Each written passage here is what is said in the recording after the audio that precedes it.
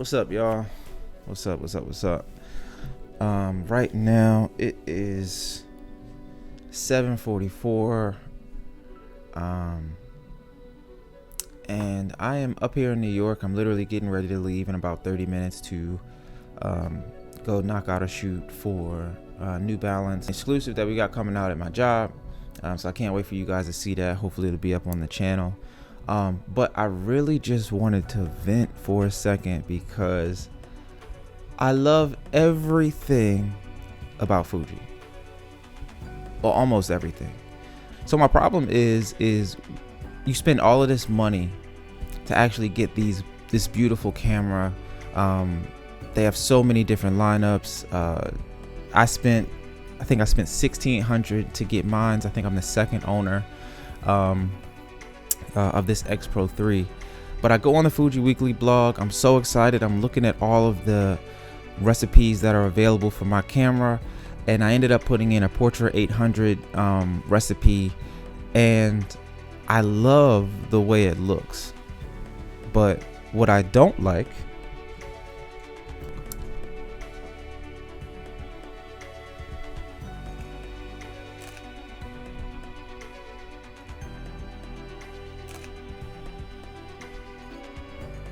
that little bit of time that you lose with the camera buffering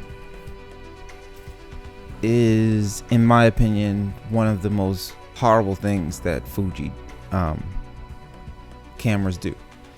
And normally, like, let's say if I had a Canon camera, if I have a Sony camera, if I have a fast card, the only time that I'm actually going to run into those types of issues is if I'm shooting like continuous photos and there's a buffer, right?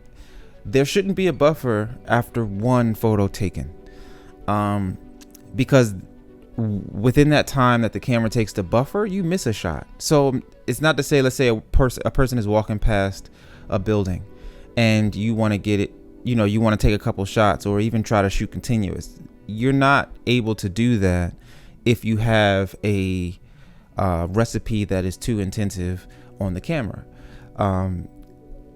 And honestly, I just feel like if they're going to sell a camera, if it's going to be released to the streets, then all of those little problems should actually be resolved in the camera. I don't think that something that is meant to be a feature of the camera should actually slow down your process when it actually comes down to shooting. If I had a film camera with actual lever to advance my film after each shot, I could shoot that faster than I could shoot this X Pro with that small buffer. And I don't know how to fix it. Now, I have noticed that if you go into your camera, it starts to actually mess up once you start to mess with like the clarity slider or the clarity settings in the menu, the highlight tone, the shadow tone, the color. I don't know exactly which one actually causes, like which setting it is to cause that, because for me, I probably would just end up turning that off and trying to get as close to that film simulation as possible. But it's really, really annoying. And I've tested out multiple film recipes and simulations. So for me, it only happens on this XPro3 when I shoot on the Portra 800 film sim.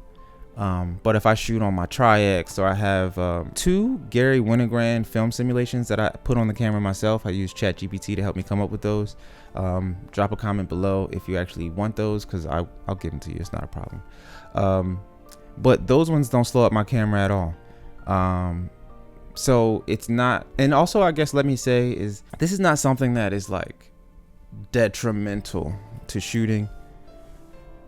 It's not something that is going to, that slows me down that much, but I have noticed it in the moments where I really just want to get that one quick extra shot and I can't because the camera has to kind of buffer.